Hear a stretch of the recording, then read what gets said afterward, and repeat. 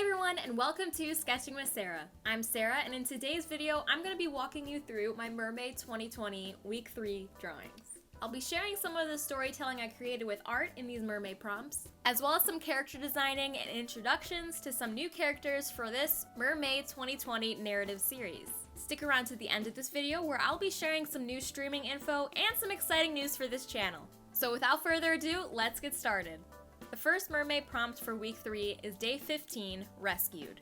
So although I love my porcupine and hedgehogs characters, I was running out of ideas with only them in it, so I used this prompt as the perfect opportunity to introduce some new characters to the series. So in this one, my hedgehogs and porcupine buddies are working together to rescue my sea geese hybrids from the crab fox that wants to eat them. To come up with this predator-prey combo, I used an existing sea creature hybrid I came up with a while ago and looked up what the top predator of each animal in the hybrid is, and then combined those. The number one predator for seahorses is crabs, and the number one predator for geese is foxes, who feast on hatchlings or very vulnerable goslings. So there's your fun fact for today. Since it is Fun Fact Friday, I have a playlist of some other actual Fun Fact Friday videos, and since I upload every Friday, I guess I'll give you a fact today too. Day 16's Mermay prompt is Deity. For this prompt, I decided to piggyback off of the previous day and show a follow-up scene after the sea geese are rescued from the crab fox. They definitely are very grateful and think very highly of the porcupine and hedgefish now. Day 17's prompt was crustacean. You may be thinking it's too good to be true that this prompt is a crustacean, and I just created a crab fox a couple days prior, and I have to admit that I did look a little bit ahead and crustacean caught my eye, so that's why I decided to introduce my sea geese, and honestly it just happened to work out that crabs are the top predator of seahorses, so that was definitely a happy accident. Since I did follow up after the rescue on the sea geese's side, I decided to also follow it up on the crab fox's side after she didn't get to make a meal for dinner that night.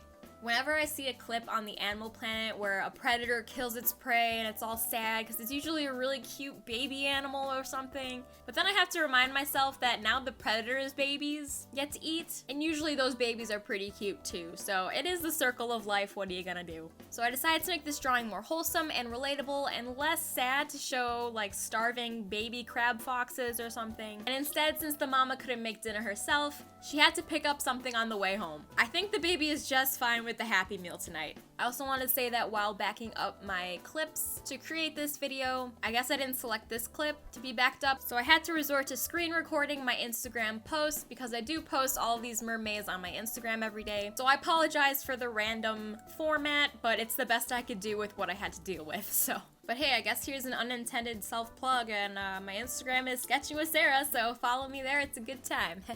Day 18 is Wreckage. When I first read this prompt, I could definitely see where this could be applied to mermaids, like some kind of ship wreckage and a mermaid exploring it. But that's just too cliche and obvious, so why would I do that?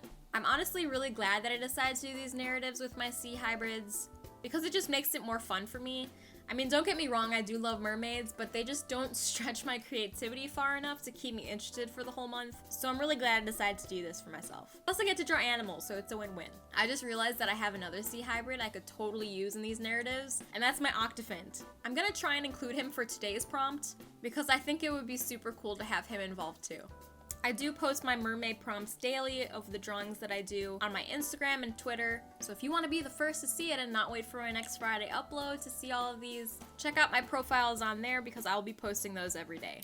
Day 19 is Wrath. So my experience with geese is that there's always this hissing dad goose guarding a nesting mother, and they're kind of scary, especially when they stick their feathers up and kind of walk towards you like menacingly. They stick their tongue out in a weird way and they make like this creepy hissing sound.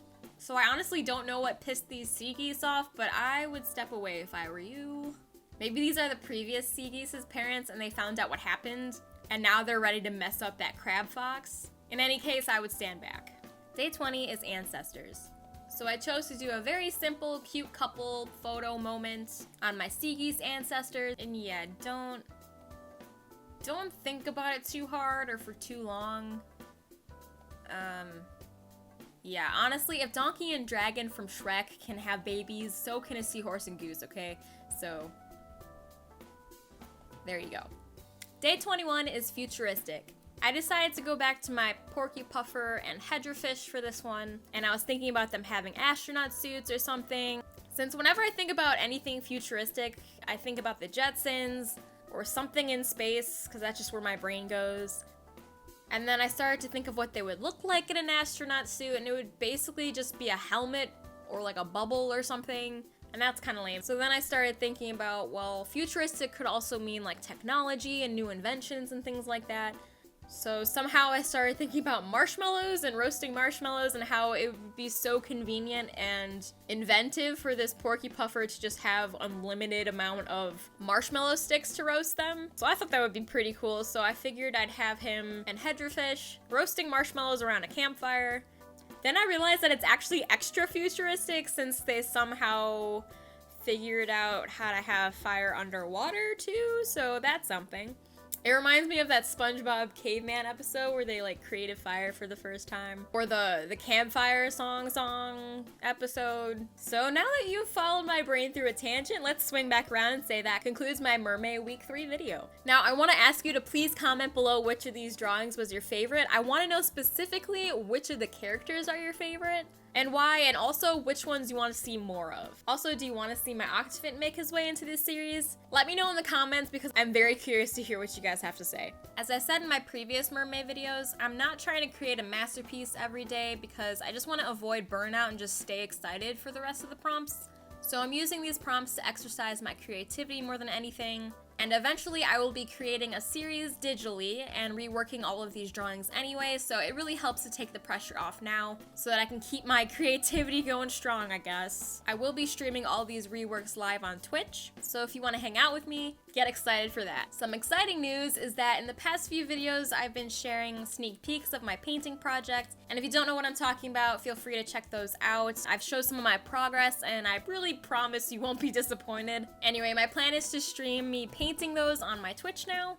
Since it is traditional medium and not just something I can screen record on Photoshop like I've been doing, I had to come up with a 2 webcam system to stream my face while I work at the same time. And yesterday I figured out a pretty cool setup. And right now I'm trying to learn how to do selective source recording on Streamlabs, but it's been giving me some issues, so I'm trying to do some troubleshooting, and once I figure that out, I'll be streaming the process of painting those. If anyone is good with Streamlabs or recording in streams or anything like that, please help a girl out and comment below. Any help you could give me is most appreciated. I also don't have a set streaming schedule yet, so if you want to know when I'm going to be live, follow me on Twitch itself at twitch.tv/sketchingwithsarah or on any of my other social medias, because I do tweet and have announcements in my stories before I go live every single time, so you don't miss it. All my socials are in the description. Links to all the supplies I used in this video are also down there, along with some other videos I think you might like to watch after this one. If you enjoyed this video, please leave a like, comment, subscribe, and all the things that everyone says to do at the end of every video because this is YouTube. Anyway, thank you guys so much for watching, and I'll see you in the next one.